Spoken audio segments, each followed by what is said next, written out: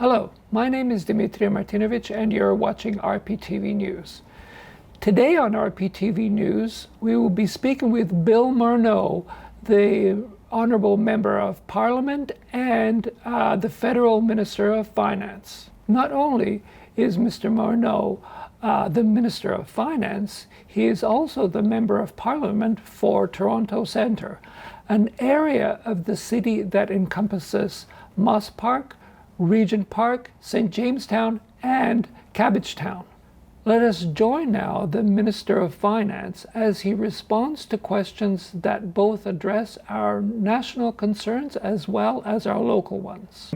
Welcome, Minister Morneau, to RPTV News today, and I wonder if you could characterize this period for us, the one that we're going through right now. Well, thank you. And first of all, just let me say I'm really pleased to be on your program this morning. I think it's a good opportunity for me to speak to people in the local community and have an opportunity to answer some questions. You know, we're obviously going through an extraordinarily difficult time. And I think the best way to think about this is from the perspective of the individual and the challenge that people are going through. So many people are anxious about either their health or the health of their family members. So that produces an enormous amount of anxiety. That's exacerbated, obviously, because we're concerned about our financial and our economic situation. And so we're really seeing the impacts at multiple levels. Our goal, of course, is to not only support people's health, but to think about how we can support our economy, creating the sort of backstop for people as they try and get through a challenging time. But the only way to characterize this era is one of extreme uncertainty and anxiety as we face up to something that we just never could have predicted. Thank you. It seems like every day there is a new announcement of relief funds from the government. What has been the cost of these so far in terms of the total government assistance package? And should Canadians be worried about the cost and the long-term impacts of this spending? Well, two important questions, Dimitri. Thanks for those. First of all, in terms of the supports, we've been very focused on supports for individuals in the first instance. So the cost of those supports are very significant. We've put in place the Canada Emergency Response Benefit. There are more than 8 million Canadians on that benefit, which is $500 per week, $2,000 a month for up to 4 months. So that's a very significant cost in the tens of billions of dollars. We've also put in place a wage subsidy, allowing firms to have support for the money they pay directly to employees to keep that tie between employees and employers. That's also very significant. The direct support measures that we're putting out there for people and individuals more broadly are more than $150 billion. On top of that, there are tax deferrals that we've put in place that represent significant support to individuals and to businesses. So in aggregate, these are extremely significant, about 10% of our gross domestic product. Should we be worried? I mean, obviously, we are being very careful to consider each one of these measures. The starting point for Canada is very positive. We start with a strong fiscal position, the best balance sheet among G7 countries. So we have the capacity to take on these obligations. And especially, I would say, the responsibility, because we're trying to make sure that people and businesses can bridge through this time so that we have a strong economy afterwards. And that's really what provides us with the wherewithal to support ourselves over the long term. So I would call these necessary investments to get through this time, and investments that Canada is well positioned to take on.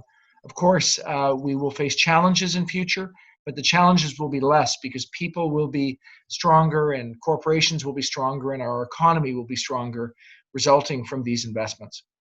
Well, that's good to know. I'm sure everyone is really concerned about all of those things. Now, there is also the concern that many small and family-owned businesses across Canada, particularly restaurants, will not survive. What has the government done to date, and is there any more that is being planned for these people? I think you're right to point out the challenges that small businesses face, and in particular, certain kinds of small businesses that have basically been closed down or almost closed down during the course of the pandemic. So restaurants and bars, gyms, these are good examples of organizations that have a higher level of stress than many others. We have put in place a number of measures to support them. Obviously, the first measures are around supporting people, and that directly supports businesses. So the emergency response benefit means that their employees can be put onto those benefits. The wage subsidy means that they can keep an attachment to their employees. Those are very positive things. The cost of people working in those organizations is, in most instances, the biggest cost. So we've taken that cost largely off the books of small businesses. In addition to that, we've provided a $40,000 loan for small businesses with no interest if it's paid back over the course of the time period over the next couple of years. And if they pay it back in time, $10,000 or up to 25% of that loan will be forgiven. So a very significant advantage for small businesses. Finally, we've just put in place an agreement that will allow small businesses to work with their landlords to reduce their rent payments. So we've done a number of things that can support small businesses, but we acknowledge that the stress is intense, and we will continue to look at how we can be supportive. I don't have anything else to announce at this time, but it's a continuing area of concern. We're obviously hopeful that this rent agreement will result in assistance as well, and I'm looking forward to the results of that. In light of the continued closure of summer camps, cultural institutions, and the service sector, many students who rely on summer jobs for post-secondary tuition and basic needs are facing bleak employment prospects. What kind of supports has the government provided thus far? And considering the high cost of tuition, is there anything more that the government is planning in this sector? You again point out, Dimitri, an important challenge that in particular our young people are facing. We, at the very outset, realized that this was going to have significant stress on people that are using their summertime to earn money so they can pay their way through school. We know how important that is for students. We also recognize that in many cases it will be more difficult this summer for students to get jobs, and that was a reality we needed to face up to. As a result, we've put in place very, very significant supports for students. The aggregate dollar figure is roughly $9 billion in support for students. And the idea we've put in place is that there's a number of things we can do. First and foremost, for students, they can get $1,250 per month for 4 months to support them during this time period. So that's a significant support level. On top of that, we put in place some measures where students can seek additional support if they are volunteering. So they can get support for volunteer hours that will be important, and it will allow students to be engaged as part of the pandemic efforts. The measures we put in place are more significant even for those students that have dependents or students with disabilities. So it goes up to $2,000 a month for those students. And finally, we've also put in place an additional grant for students for their grant for their tuition and their payments of their educational expenses. So we've doubled that to $6,000 and to $3,600 for full-time and part-time respectively. So we put in place very significant measures for students. We know the challenge that they're facing. And then, of course, what we're also going to do is encourage students to take on work where work is available. We've just recently posted 45,000 federal jobs on our job site so that those students can go and look at that as an option. And there are those places where there are essential workers. One of my sons who's a student is doing 2 jobs this summer, including one at Loblaws. So there are jobs out there for students who seek them in certain places, but not for everybody. And that's why we've put so much support in place for young people. Indeed, the government is facing a lot of pressure to come up with solutions for everyone across the whole spectrum of our society. Recently, our own Mayor, John Tory, issued a plea for financial supports to municipalities here in Toronto.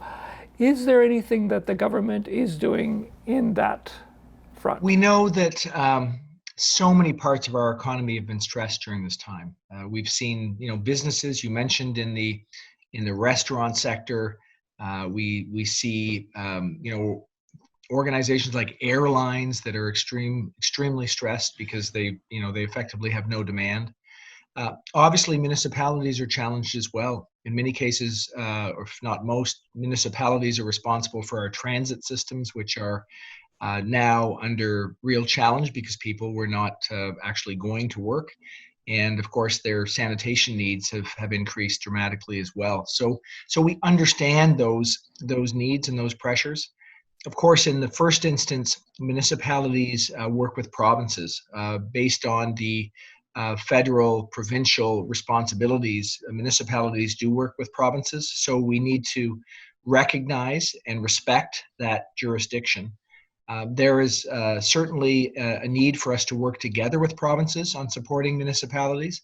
That is a discussion that's ongoing. The premiers and the Prime Minister had a discussion as recently as last night about how we can work together in this regard. So this is a continuing issue. It's an issue that we need to face up to together. And while we do that, respect the fact that provinces do have that direct relationship with municipalities. And as the federal government, we are slightly farther away. So we do need to be respectful of that level of understanding of the challenge. Mm-hmm.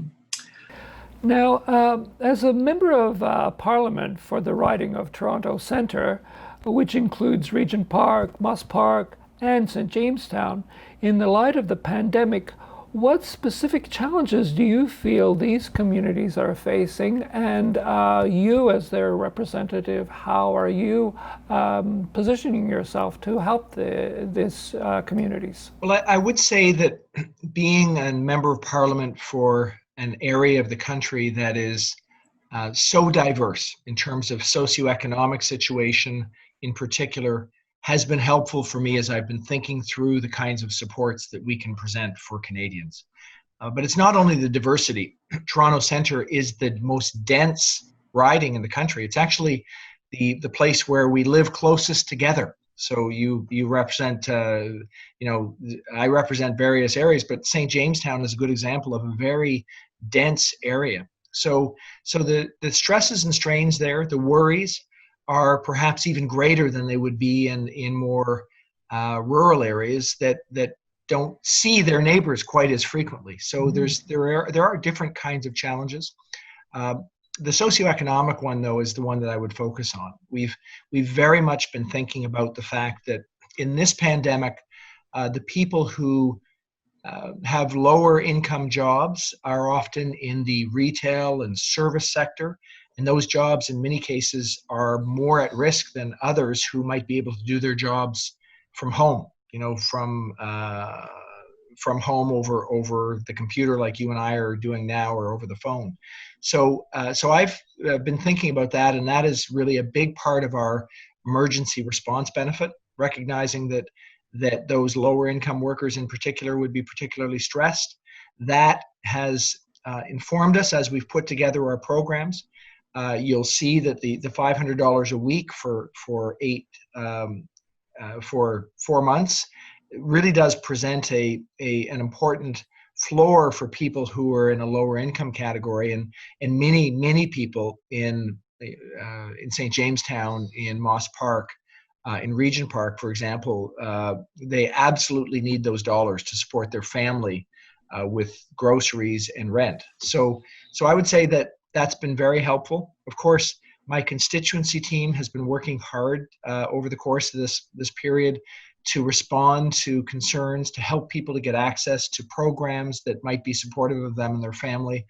I had a Zoom call with my constituency team a couple of nights ago, and they were reporting of how many people they've been able to help to get access to Service Canada, and guide them in their personal need for support. So that's been also quite important. So just very quickly, how have you found, in general, how have you found people being able to access these supports that the government is presenting? I've heard from people that there's so much information, so many websites. It's hard to work your way through that to get to the point where you can actually access some of these supports. Well, I do think that's a fair point. We've been introducing programs at a rapid pace. We've been trying to support Canadians as best we can. And by doing that, we've had to change programs as we got more information. So there have been changes, and I acknowledge that can be, in some cases, confusing for people. But I think we have to look, Dimitri, at outcomes. We have more than 8 million Canadians who are on the Canada Emergency Response Benefit. That's almost a quarter of our population, and it's extremely significant when you think about the fact that our workforce represents about 19 million people. So clearly, a very large percentage of Canadians are figuring this out, and they're figuring it out so they can get support. Similarly, our loans for small businesses, the Canada Emergency Business Account, these $40,000 loans, those now there's more than 630,000 small businesses that have applied for and received funding for those loans. Again, a very, very significant number of small businesses. So I want to acknowledge the challenges, but I think what's happening is people are finding their way through. And certainly if anyone listening to this has challenges, I would invite them to reach out to my constituency office in Toronto Centre, or if you're not from Toronto Centre, wherever your constituency office is, because I know the people that are working in the government are very anxious to help. Very good.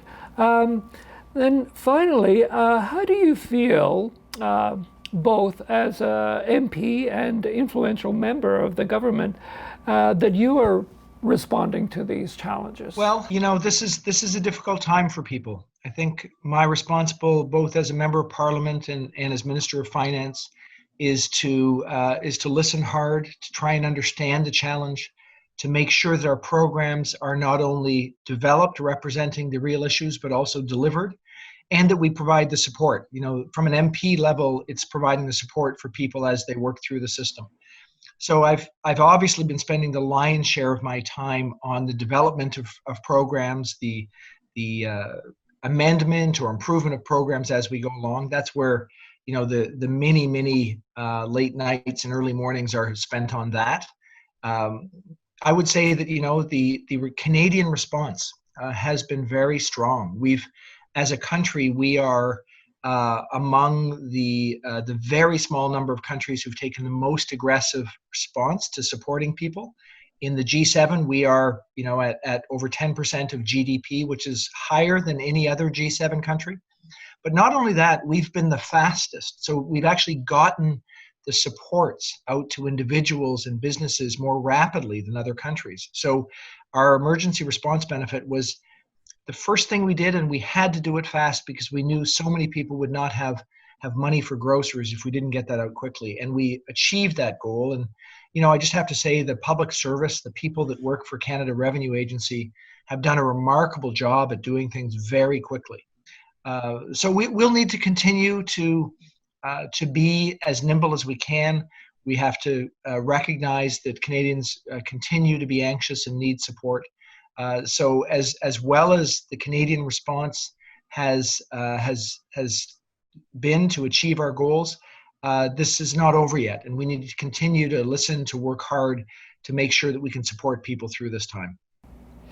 Thank you very much, Minister. I am trying to keep us on time. I believe that we have a few more minutes left. Is there anything else that you would like to say at this stage? Because I'm really at the end of my questions, and we are at the end of the period that you allotted for us. You know what I would say to you and to the people that are listening or watching is we understand we're going through a challenging time.